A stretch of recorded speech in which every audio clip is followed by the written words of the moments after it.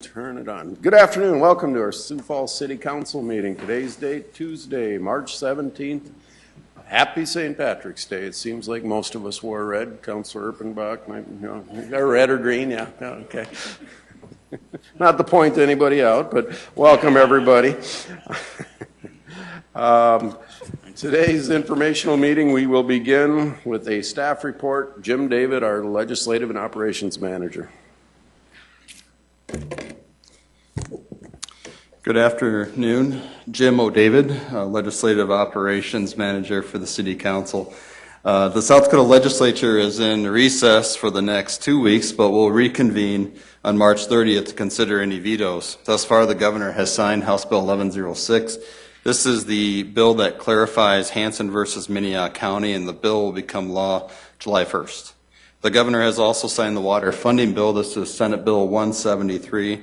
This bill includes a $7.7 million advance for Lewis and Clark expansion to to Madison.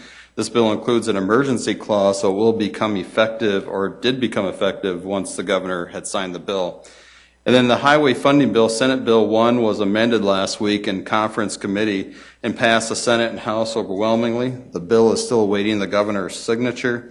For additional detail, I have highlighted some of the main points with the conference committee's changes. Senate Bill 1, as we had discussed last week, it creates a local bridge improvement grant. This is available to cities and counties. However, counties, in order to be qualified for the grant, they must pass a wheel tax, and this is awarded by the Transportation Commission.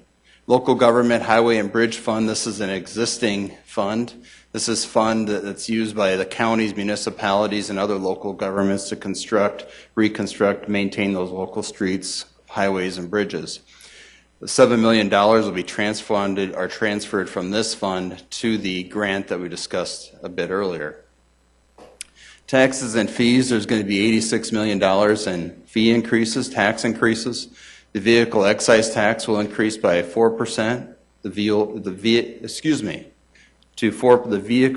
excise tax will increase to 4%. The fuel excise tax is currently at 22 cents. On April 1st, because of an emergency clause, this will increase to 28 cents. The non-commercial vehicle license fees increase 20%. The vehicle tax will increase $1 per vehicle right now, $1 per wheel. Right now it's $4 per wheel, so it'll go up to $5. The new county property tax levy, this is based on the total valuation within a county. Minnehaha and Lincoln County will be 60 cents per $1,000 valuation, but the conference committee did approve an amendment that allows an index factor. So this allows either the rate of inflation, 3%, whichever is less. And then it also requires a 2/3 county commission vote to approve this new property tax levy. As I had said earlier, this bill will become effective April 1st if the Governor does sign this because of an emergency clause. Happy to answer any of your questions. Councilor Rolfing. Yes, thank you. The 2/3 county commission vote to impose the index with the levy, the new property levy tax, is that referable? You know? Yes, it's referable. Okay. Yep. All righty. Looks like no other questions. We will move on to our next agenda item. Councilor Erickson, do you have a report from our Public Services Committee meeting from last week? Yes, thank you. We had a fairly long Public Service Committee. We talked about subdivision access and had Director Mike Cooper as well as Fire Marshal Dean Lanier there. And 4 neighborhoods were identified as having the subdivision access issues that we were discussing. We asked Mr. Cooper to come back in front of us again in May and continue the conversation. We did hear from other city councilors that have had issues with particular neighborhoods in the past, and how we will move forward in making sure that emergency access is appropriate and that our citizens feel safe with having that as well. Our other item that we discussed was the proposed ordinance update on mobile vending with Adam Roach. This was the second time that they had been in front of Public Services. We did not get a copy of the proposed ordinance at that time, like we discussed. However, I believe that's in the works at this time and will come in front of the council unless someone feels that they want it to come to Public Services instead. We did have public input from mobile food vendor, and we discussed really what we are allowing for the downtown and encouraging downtown, and how we can incorporate this business model into our downtown Sioux Falls and offer a different type of atmosphere as well. But we also wanted to make sure that we weren't hindering any businesses outside of the downtown area and also protecting the brick and mortar as well. So that will be coming, and they will welcome your input as far as hours of operations and any potential buffering to the brick and mortar locations. If you have any questions, feel free, or if any other committee members want to add to that conversation. Comments? Councilor Jameson. I was able to, Councilor Erickson, I was able to attend that meeting as well, sat in the audience. I was trying to figure out how it is that these food trucks currently operate. If it's not essentially allowed, how are they getting it done today? Well, go ahead, Erpenbach. It's kind of cobbled together right now. It's health inspection for their kitchen and like a peddler's license and just several things. So it's difficult to get, but it's not technically allowed. Food trucks themselves are not allowed in the city of Sioux Falls. We kind of skirt the disallowing of them right now by doing these funky little things here and there. And so really the goal is to make it easier. So you go one place, you get, I'm going to be a food truck vendor. Here's your food truck vendor thing. Here's what it's going to cost you. Here's the fees, or here's the licenses, whatever, in one place. And so that then we can control kind of, make it easier for them, but also control the lifestyle that goes with them, I guess, It's more a question of the right-of-way use than anything else. Yeah, Right. you're not allowed to transact a business transaction from the public right-of-way. So that's where they wouldn't be allowed, from my understanding.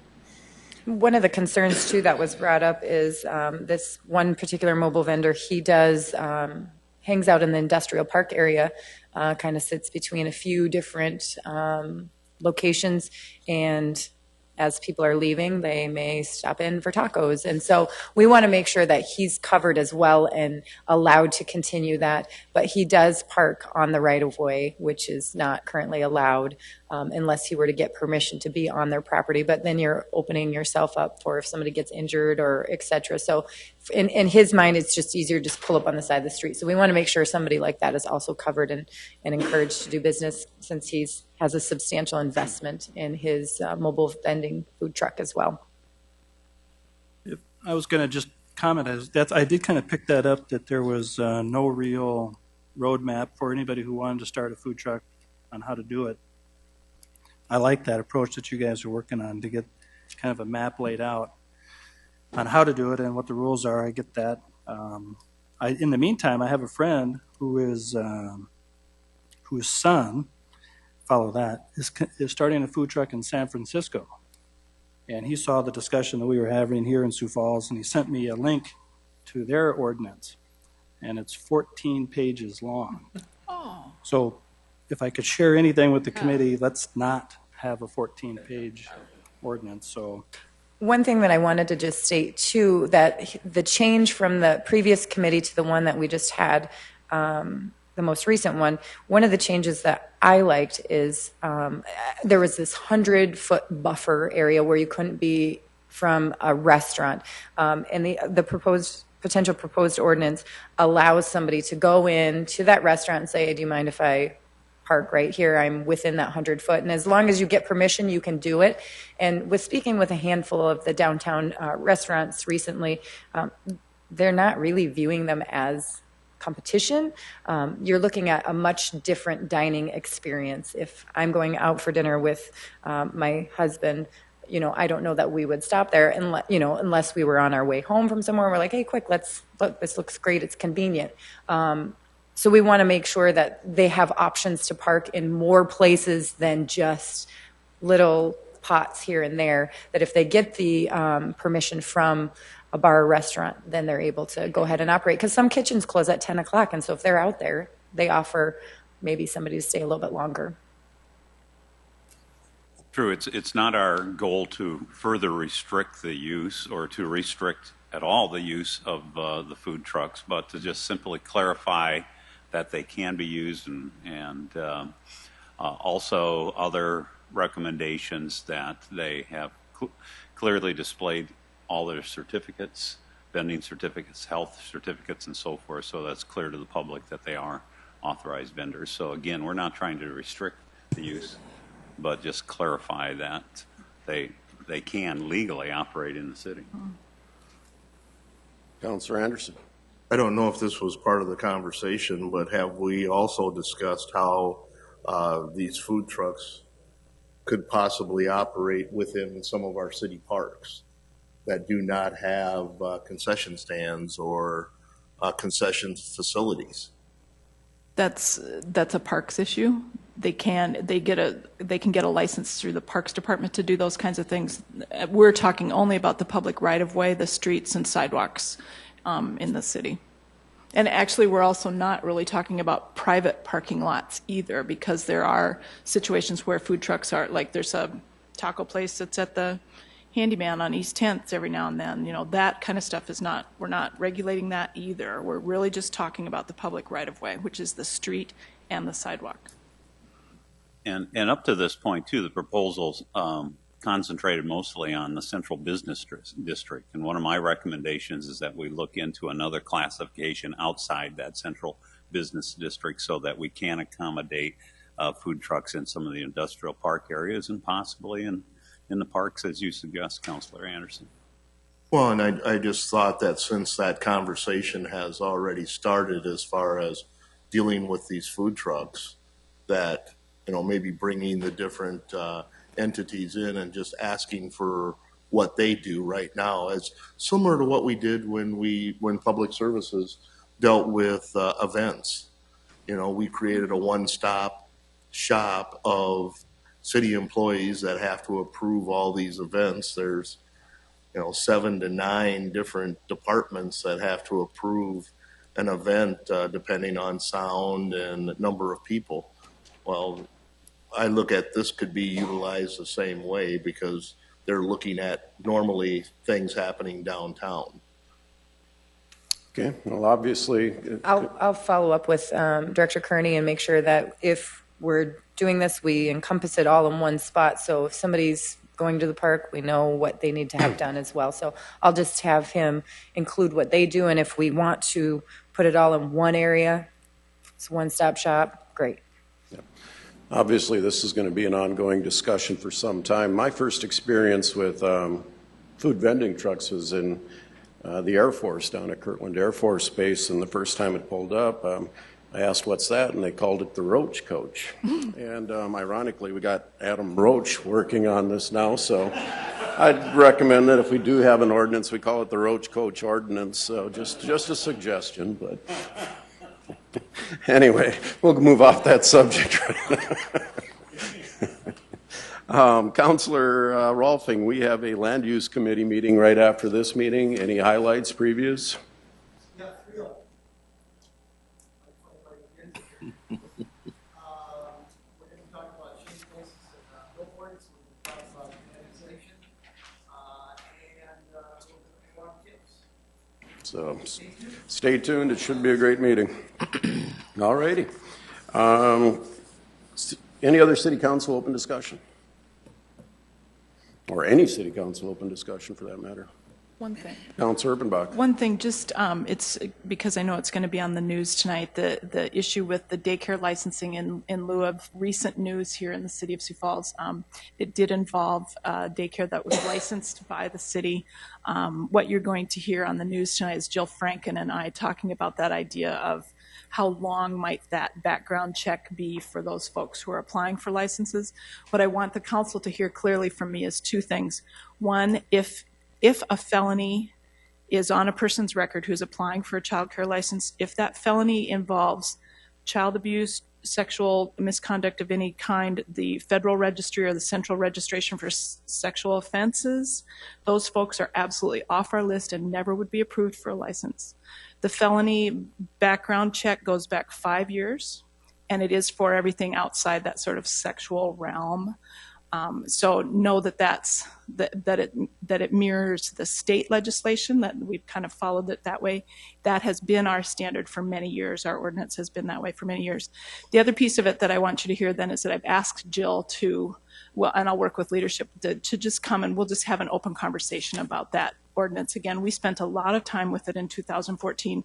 It's an excellent ordinance, and among other things, it allows parents to walk into those daycares at any time that they feel that they need to or they want to. They don't have to ask permission, and that was a really critical piece for a lot of us on the council. So it's a good law. We just maybe need to revisit it in light of recent events, and so I'll work with leadership to have Jill just come and chat with us maybe next week. Thank you, Counselor. Mm-hmm. Questions, concerns, other open discussion? All righty, we'll move into our presentations. Today they are on our audit reports. Rich Oaksel, our lead auditor, our internal audit manager, will be doing the presentation. Thank you, Rich. Thank you. Speaking as a Navy veteran, we too call it the Roach Coach, so it's not just an Air Force thing. The Roach Coach is making its approach, is what they said. Okay, we had 3 internal audit reports approved at our February meeting. First one will be the natural gas audit that we did. The city uses 2 vendors, Mid-American Energy and also Constellation New Energy. And we use the largest natural gas users, like the largest buildings, for example, use the gas that we get from Constellation. And the smaller accounts, like the skating rinks or some of those smaller users, just use the Mid-American Energy. The purpose of using the Constellation Energy is that we enter in an agreement with them, and we buy a bulk amount of natural gas, and that way we can kind of smooth out the ups and downs of natural gas volatility in price. Helps with budgeting, helps with just managing our expenses better. And we did an RFP in 2011 for natural gas, and at that time we continued to use Constellation. We've been using them since, I think, 2006. And so our audit objectives were simply to see if the internal controls are in place to process the natural gas billings and determine if the billings appeared reasonable based upon the nature of the facility and the time of the year. We did not have any audit recommendations. Our conclusion was that the internal controls were in place and functioning to properly process the billings, and that the billings appeared reasonable based upon the nature of the facility and the time of the year. We didn't notice any unusual trends or unexpected results. We had excellent cooperation from the finance department, so we're thanking them and their staff. If there's any questions, I'd be happy to answer those. Questions on this audit report? Excellent. Thank you. Okay. Next one we're doing is the management agreement for the municipal golf courses. The city owns 3 golf courses, Keene, Prairie Green, and Elmwood, and we've for the last 20 years we've had Dakota Golf Management as the management company to manage those facilities for us, and we get a portion of that revenue from those courses. The current agreement has 2 years left to go. You folks approved an extension in December. The current agreement will expire in December 31st, 2017. Prior to that, it's expected that there'll be an RFP process to determine if there might be other management companies interested in our courses. And likely, like we did with the ambulance contract and we've done with many other management contracts, there'd be some competition there for the next agreement. Our objective here was compliance, contract compliance audit, and we looked at 6 different areas of the contract. And we determined that overall the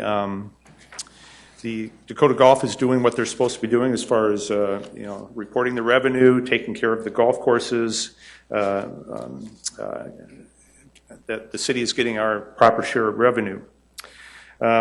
We made one recommendation on page 4. Just to improve the oversight, we suggested that that management, specifically finance and the park department, have written policies and procedures on how they're going to manage that this new agreement, this management account. And also that the city would get a copy of the monthly bank statement that normally goes to DGM, Dakota Golf Management, so that they can better monitor that management account. And Don Kearney from the Park Department provided a response. He agreed with that. They say that management concurs with the recommendation, and they expect that to be in place already, and we'll follow up with Don to make sure that that is happening.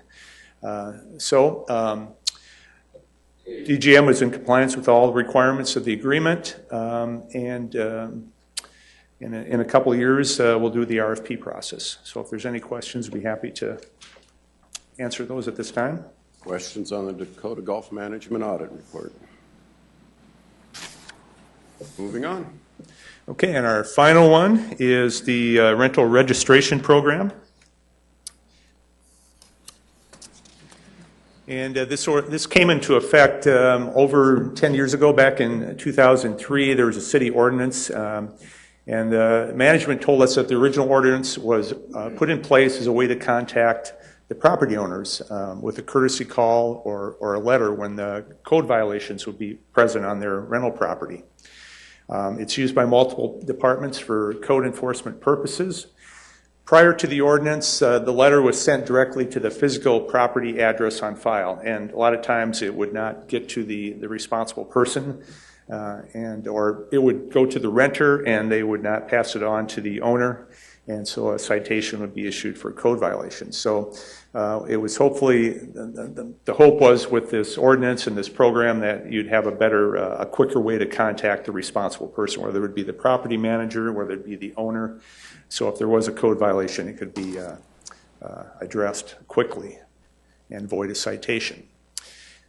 In 2012, the planning department started a verification process to proactively look for these properties. Prior to that, it was sort of up to the rental owner to be aware of the program and register. There's never been a cost associated with it. You didn't have to pay any fee to be registered. And the planning department started with the core neighborhoods because that's where it was likely to find a lot of rental property. And so they've gone through it neighborhood by neighborhood. So far they've gone through Pettigrew, All Saints, Whittier, the Cathedral North End, Garfield, and West Sioux, and I believe they've been working on the campus neighborhoods recently. So eventually the whole city will go through this verification process and then start over again. So it's a multiple year process. The two objectives were to determine if the management was administering the program according to the ordinance, and also to see if they're adequately detecting and registering all the known rental properties. And like we said, originally it was just a permit and registration process, and they had to, property owners were supposed to renew that every 3 years. And in 2011, there was a change to the ordinance. That 3-year renewal was done away with. And however, the wording in that ordinance remained permit and registration. It's not really a permit process, it's just a registration process. And that led to our audit recommendation to kind of clean up that language. Specifically, we asked building services to update the ordinance and the registration application to match the current registration process. And the management did agree with that recommendation. And another thing we found is when the staff was going through the neighborhoods, that there wasn't necessarily a consistent process to that what they were doing in the Whittier neighborhood might be a little bit different than what they're doing in the Cathedral neighborhood. So we just wanted to have a little more consistency on that process. just to ensure the highest possibility of finding potential rental properties. And so management did agree with that for a consistent procedure for verification process. And so we'll follow up with management on that one.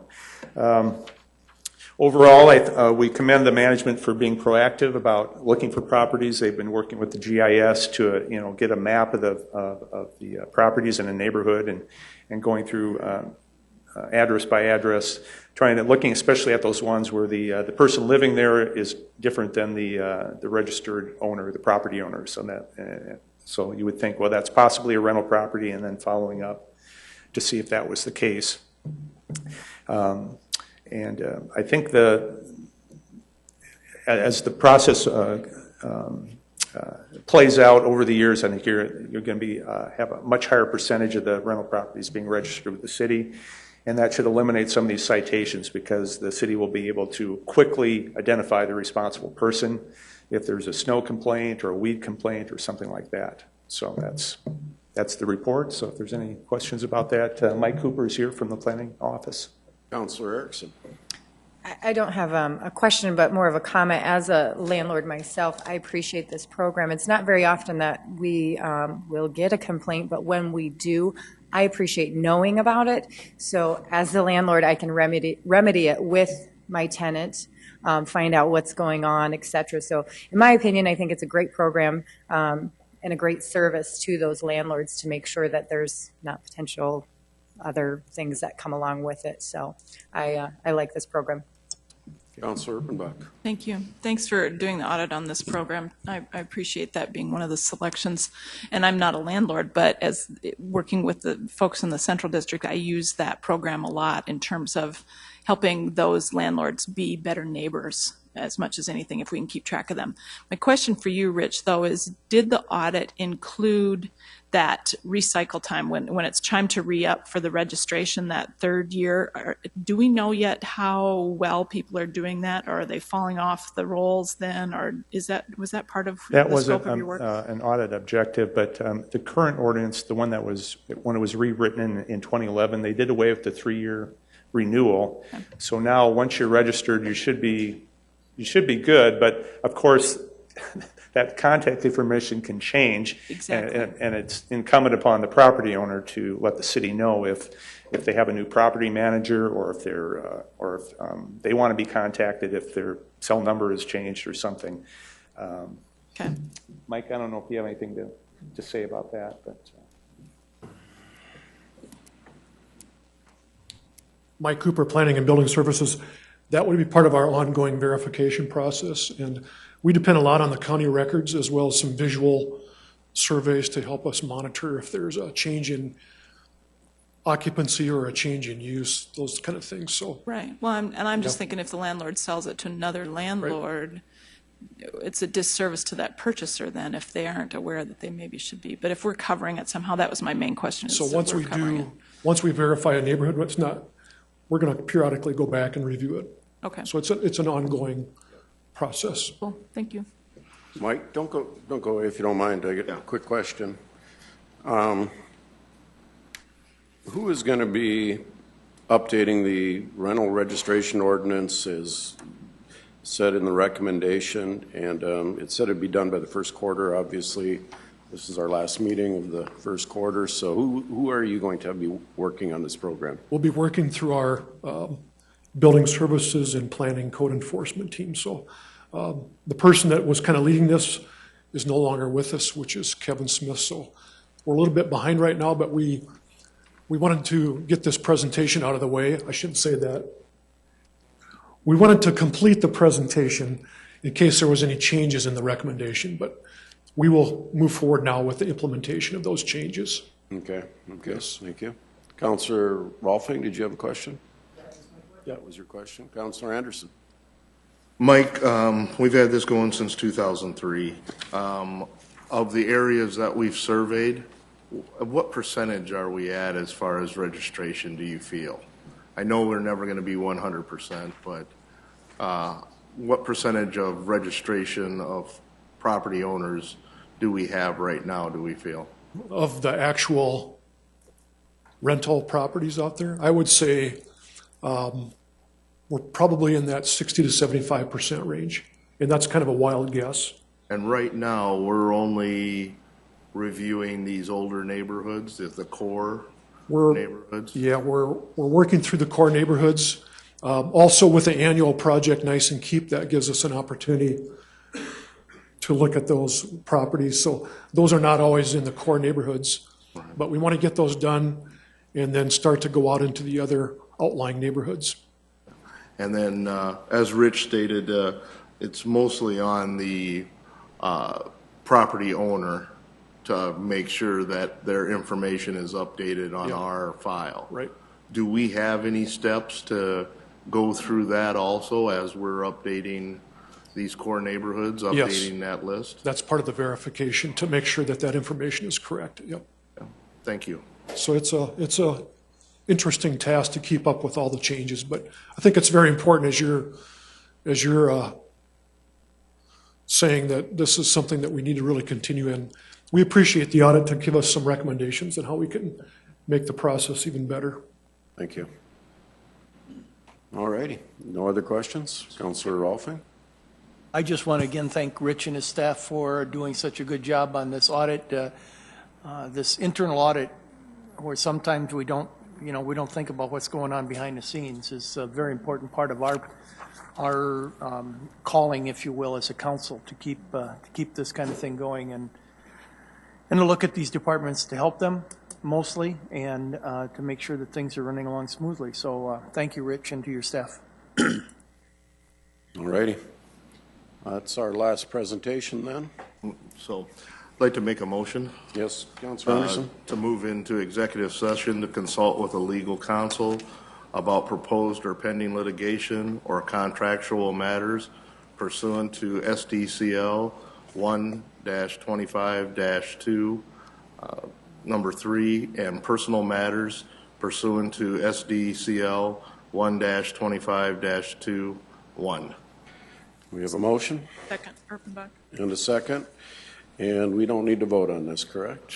So we will adjourn. Councilor Karski, one thing I'd like to say before we do move into executive session is I'd like to welcome some people back to the Carnegie that have been absent for quite an extended period of time. Jerry and Jeannie Gherkin, it is nice to see you back in the audience again. Welcome back. Yes, it is. So we will adjourn for executive session, and then after executive session will be followed by a land use committee meeting. So this meeting is adjourned. Thank you.